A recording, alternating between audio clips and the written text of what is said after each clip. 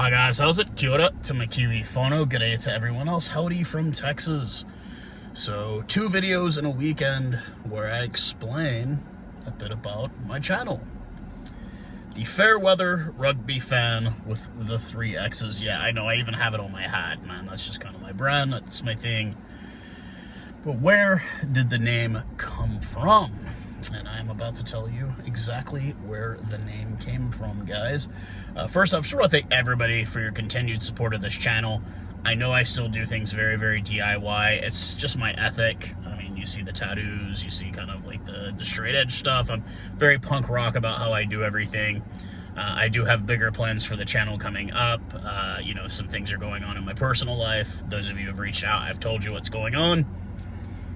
And, you know, after this month we're currently in May, happy May 1st, May Day to everyone, things are going to change drastically in my life, and with that, this channel as well. I've got some really cool things that I'm going to get set up.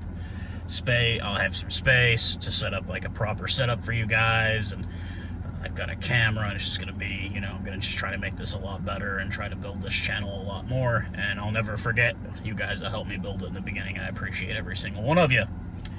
But the name, the Fairweather Rugby Fan. I had already kind of posted, shared a link to the game that happened in Albany, New Zealand back in 2017. Probably one of the most devastating nights to be a Springbok fan in the entire world, as we went down bad. 57-0. It was the worst loss we'd ever taken at the hands of the All Blacks. Completely shut out.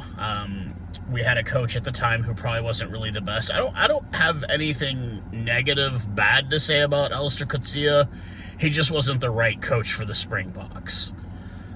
He is now the head coach of the Namibian national team. I've talked to a few Namibian players who said that, like, he just does everything via Zoom, that he's never actually there. They have yet to actually meet him face-to-face yet.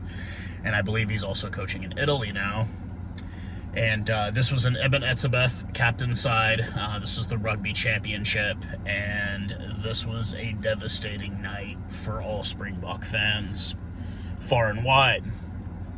And at the end of the match, I'm getting on social media, and people are like, I'm done, I'm never supporting this team again. I mean, I even saw a couple videos of people throwing their jerseys in the rubbish bin. And sadly to say, I even saw a few videos where people were burning their jerseys. How American, because that's what Americans do. But, like, I saw a lot of people, and to me it just came like, damn, we've got some real Fairweather fans here. Because, you know, like, when they're good, you're all about them, but when they're bad, you just want to throw their stuff in the rubbish bin. And it was kind of a very tongue-in-cheek thing, calling myself the Fairweather Rugby Fan, because I'm not a Fairweather Rugby fan. I support the Springboks so much that, like, you know, I've got the flag, I'm going to get the Ellis Cup, I'm going to get the Springbok, I'm going to get everything, you know, like, that's my team. Like, I will always be a Springbok fan before I'm anything else, like, as far as the sport of rugby. Yes, I love my local professional side. I have all the Jackal stuff on, you see it all the time, I do the coverage for them, but when it comes to international test rugby, I will always love the green and gold. There's just something about that team. It's in my blood, man. I mean, obviously, you guys know my background. It's in my blood, you know, like, that's my team.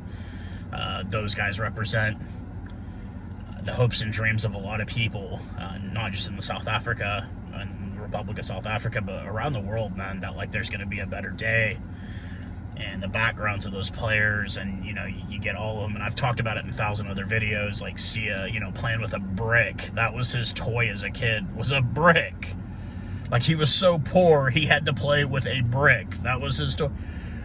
And to me, it's like they just kind of represent, like, that blue-collar ethic, man. I'm very blue-collar, you know, I'm very working class. And when I look at the Springboks, I see a lot of guys that if they weren't playing rugby, they'd probably be doing jobs they don't like, just like everyone else. So that's where the name the Fairweather Fan came from. It's a tongue-in-cheek reference. I'm not a Fairweather fan by any means. If I was, there would have been times where I would have stopped following the Springboks.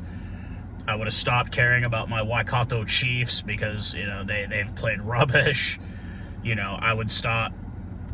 I wouldn't even support my local side. You know, I'm not a Fairweather fan, but it's a very tongue-in-cheek reference. So that's why I put the 3 X's at the end of it, because it's like, it's a tongue-in-cheek reference followed by something that's extremely serious to me, which is my adherence to a drug-free, alcohol-free, and tobacco-free lifestyle. That's very serious to me.